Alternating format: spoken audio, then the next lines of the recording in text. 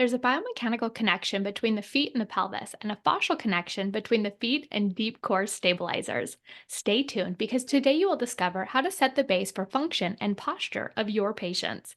Hi there, I'm Dr. Krista Burns, founder of the American Posture Institute, and your host on the Sports Rehabilitation Virtual Summit.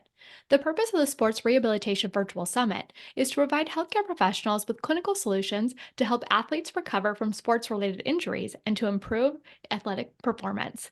I'm honored to welcome our next guest expert. Dr. Emily Splichal, functional podiatrist and human movement specialist, is the founder of the Evidence Based Fitness Academy Global, author of Barefoot Strong, and CEO and founder of Naboso Technology. With over 23 years in the fitness industry, Dr. Splichal has dedicated her medical career towards studying postural alignment and human movement as it relates to barefoot science, foot to core integration, and sensory integration. Today, she'll be sharing with us foot to core integration. Dr. Emily, thank you so much for joining us as a speaker on the Sports Rehabilitation Virtual Summit. Please take it away.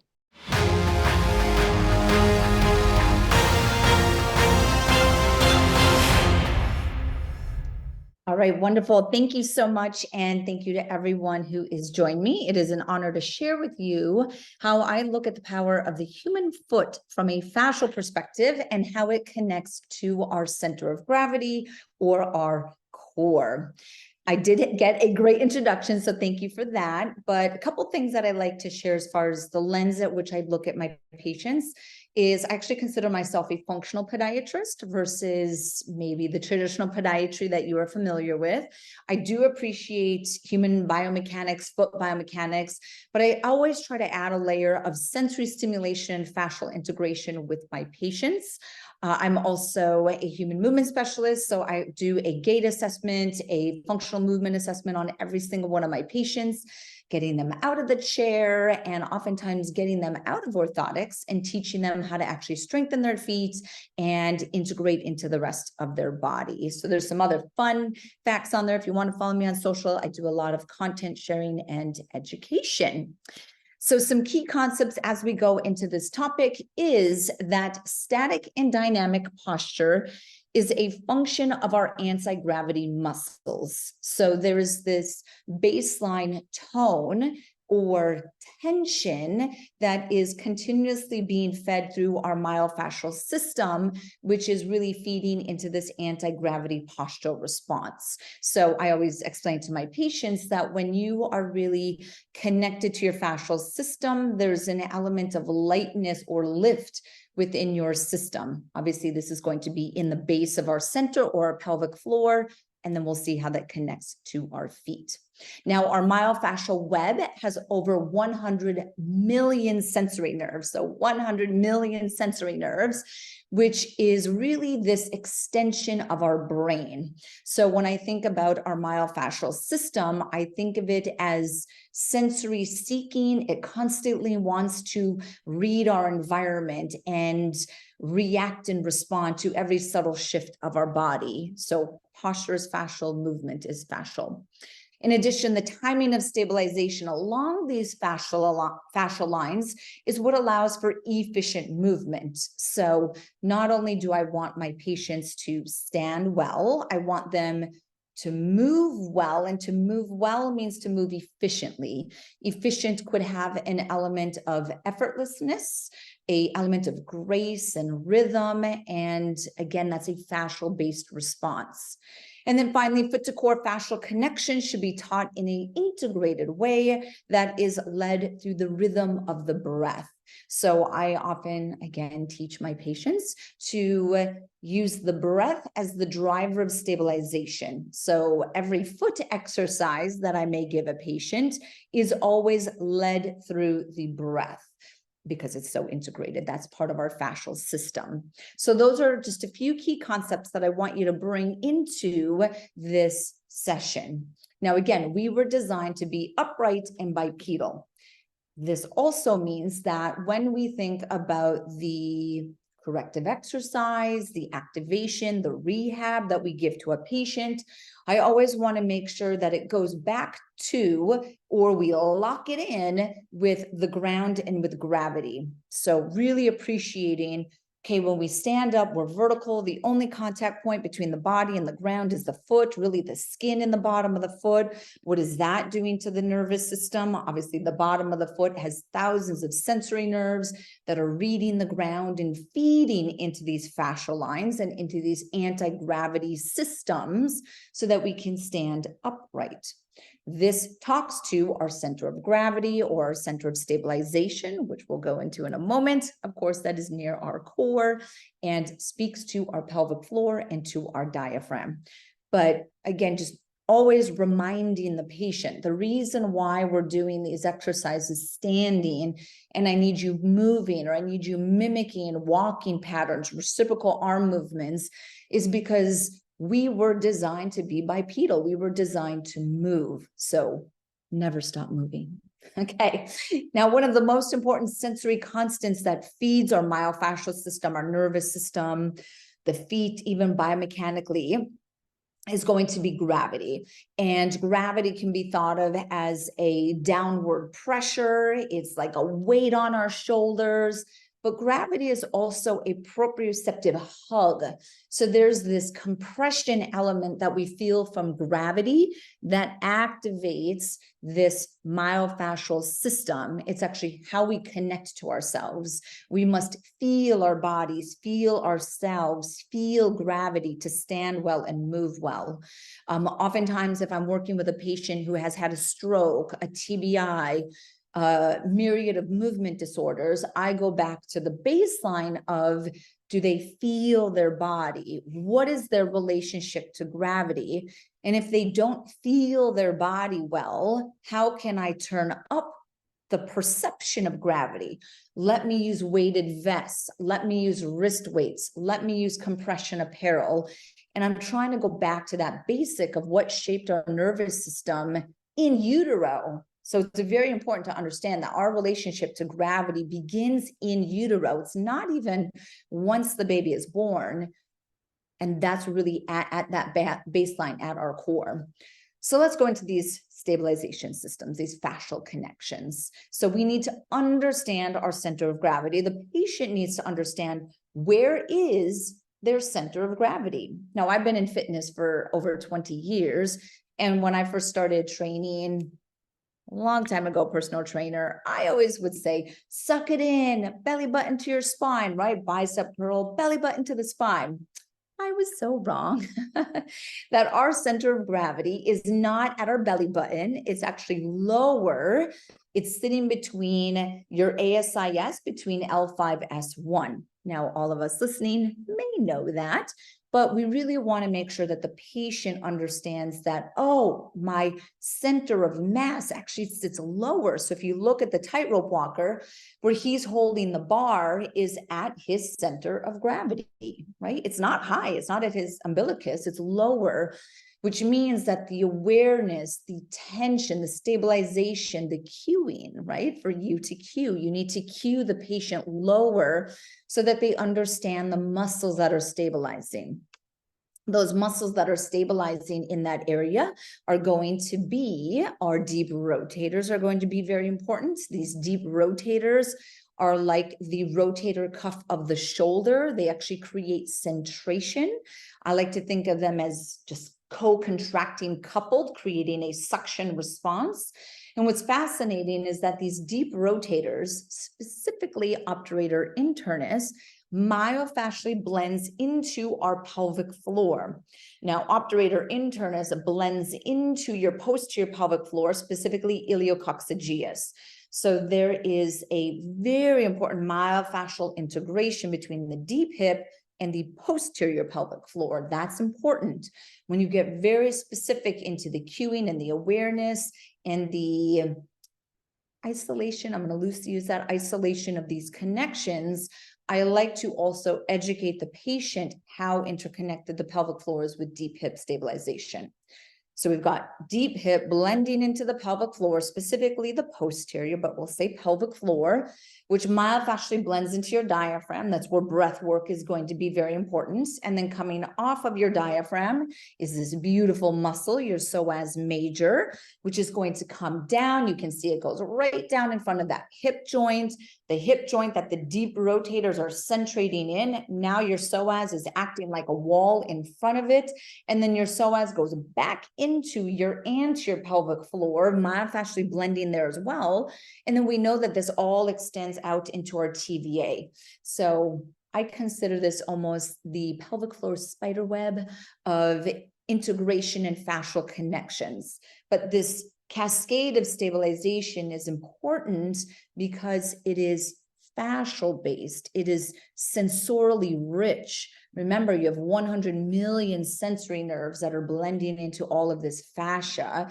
And think of standing. When you stand in one place, it's called quiet stance. And you have this slight little sway, medial lateral sway. That slight sway is constantly talking to, you could almost think of it like a little perturbation to your myofascial system, giving it feedback. So you stand tall, you stay activated and tense or lifted. So why is this important? Why is the podiatrist talking about your pelvis? Okay, well, this is all connected to your foot.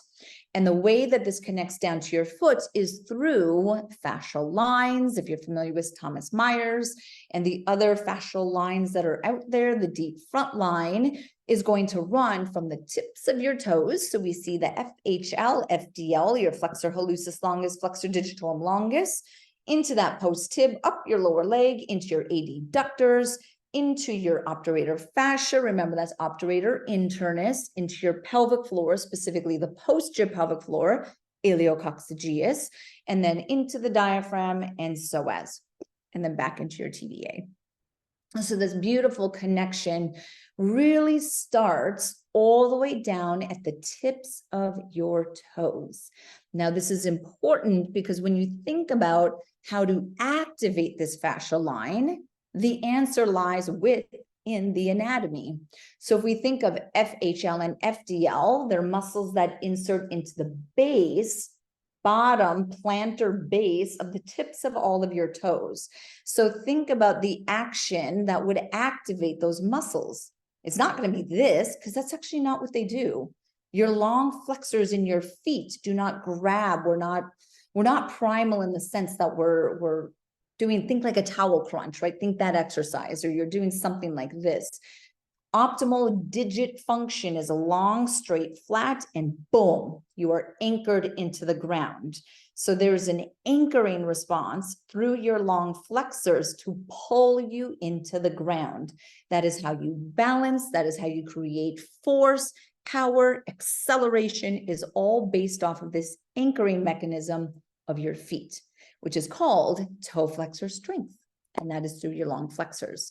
So when we think of the exercise, this is going to go into one of my favorite exercises, which is called short foot. And if you are new to short foot, then get ready, because you will experience one of to me, it was one of the career-changing exercises or activations for the foot. It's going to sequence your feet with your core. It is not an exercise that I made up. I wish that I had made it up. Dr. Yanda, who is a Czech physiatrist, he was actually the one who started speaking about short foot.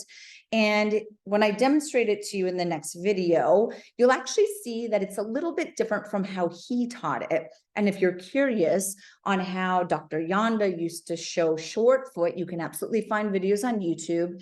The reason why I teach it the way that I do is that I work with a lot of athletes that need very rapid foot activation.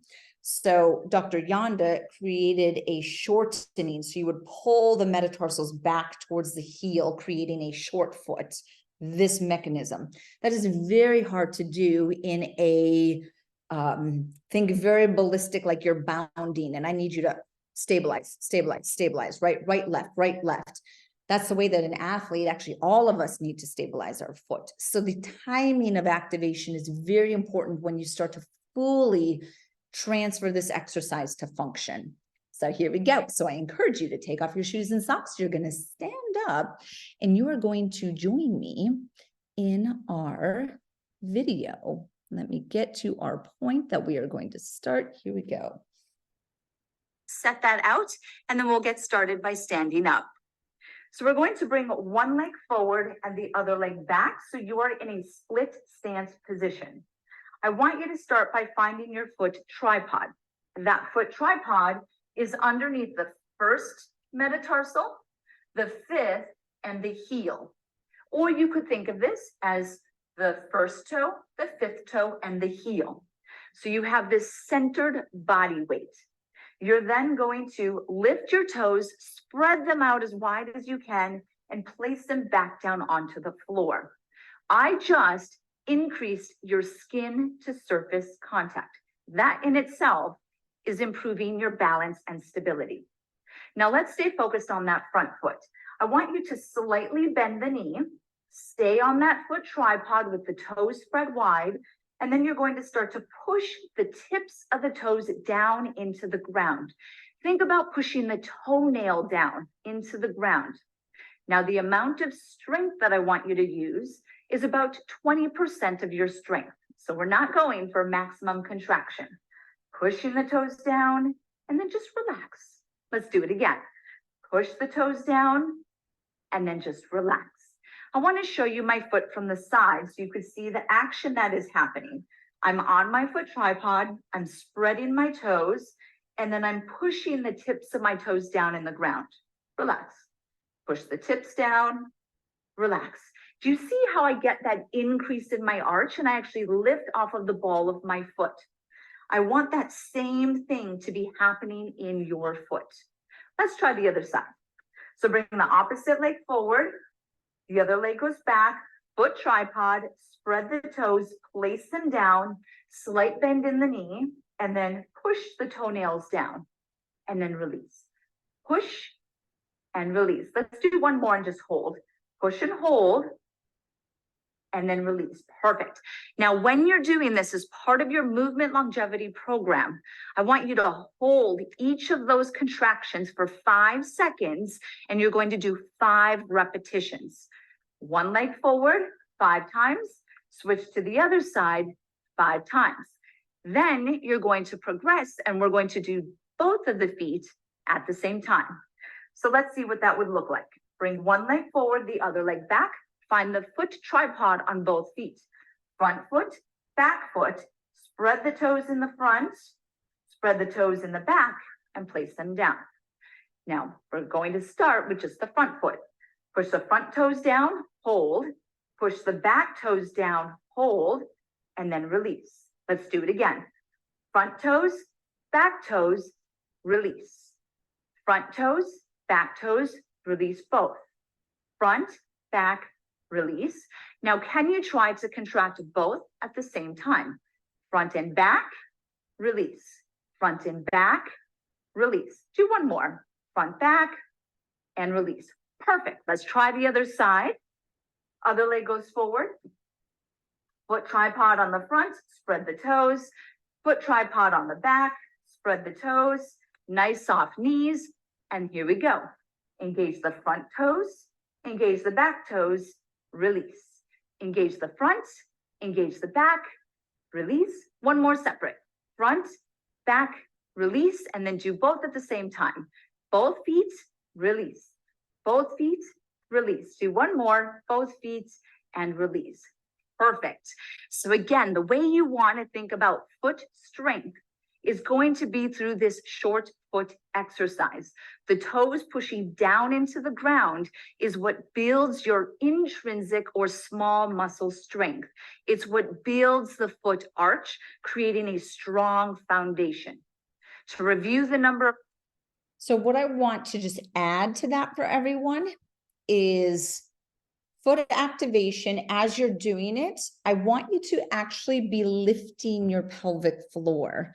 So every time you're pushing your toes down on the tripod, toes spread, push toes down, I want you to lift your pelvic floor.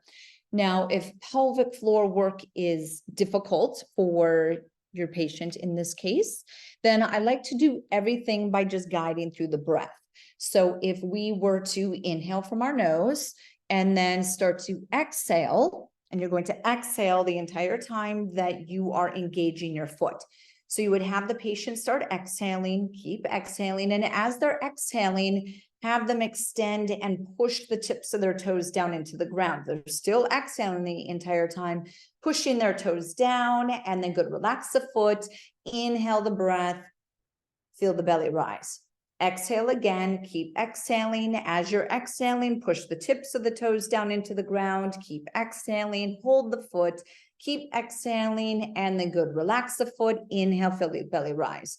So you're really thinking of it like a wave, and that wave is led through the breath. Now, the 20% contraction that I mentioned, why this is very important is that the foot muscles, kind of like your deep core pelvic floor muscles, is we're never at this maximum contraction, especially when you're activating. So I like to call it saying hello. So you're saying hello to your foot, and you're saying hello to your pelvic floor, and you're just kind of flowing in and out of it. And that's where I sit at that 20%.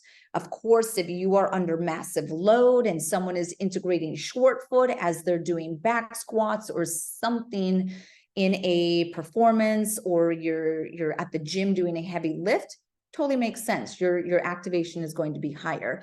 But from a movement prep, from a daily activation, from a foot awareness technique, you're just flowing in and out of it. Deep inhale, deep exhale, toes go down, lengthen the breath, relax. And you're doing that 5 times per foot.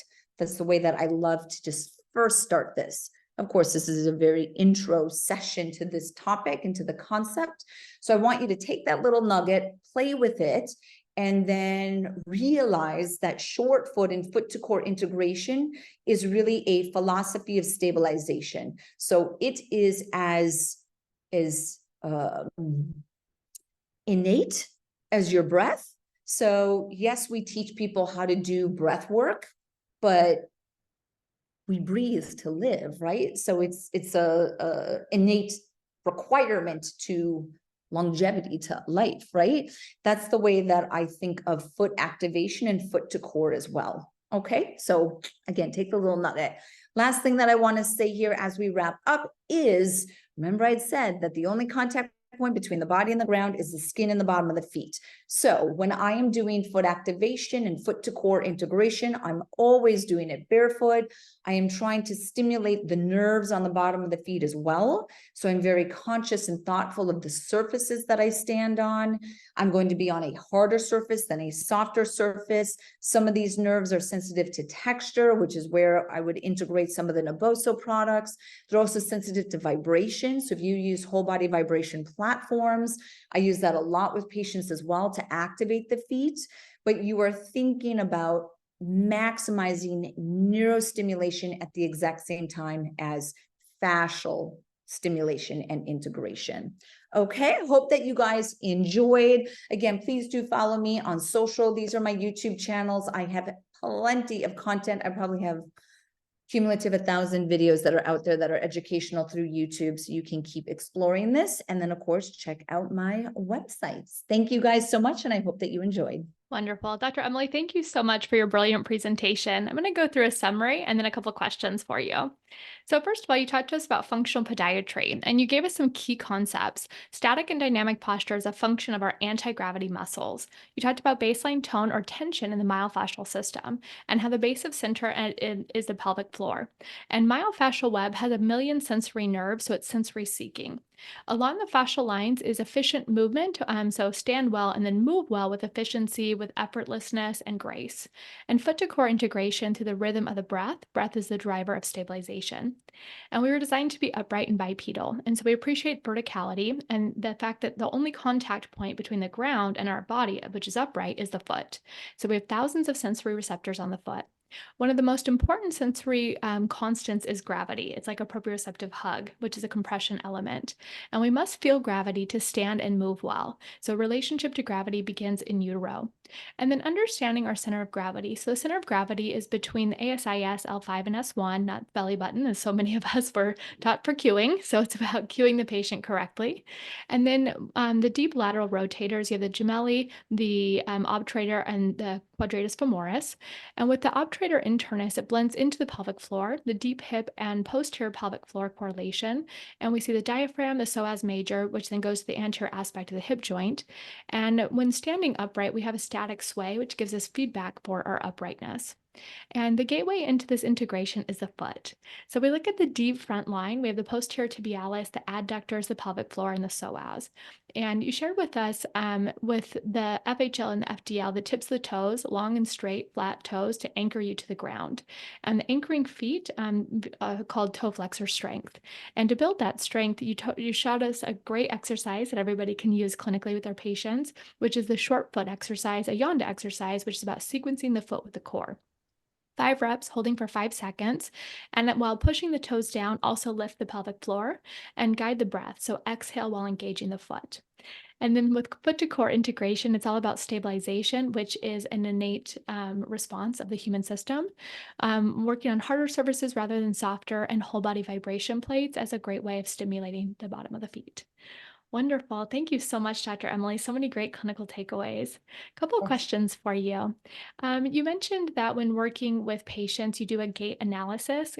I'm sure that you have a very robust gait analysis that you perform. Can you give us a couple of tidbits to look for in a gait analysis that would be particularly important for athletes, giving indications that perhaps they have weakness of the foot to core stabilization? Yes. So I look at timing, and I actually do all of my gait assessments with visually. I was trained using technology and force plates and things like that, but I try to look for symmetry and movement. I know symmetry doesn't really exist, but as symmetrical as I can. And oftentimes I actually find that if there is insufficient mobility in either the big toe, ankle, pelvis, or T-spine, then that's going to lead to some sort of compensation that throws off the timing of that stabilization. So those are really the 4 areas that I check. I check it locally, meaning just T-spine, and then I look at it when they are moving as well. I also do a lot of auditory-based gait training. That, to me, that's one of the best ways that you can also pick up loss of symmetry, is that it'll sound, and walking has a rhythm to it. And I think that's one of the most important things, is for the professional to understand that, and then the patient, when they're trying to achieve it, is, okay, I need to find the rhythmic aspect to movement.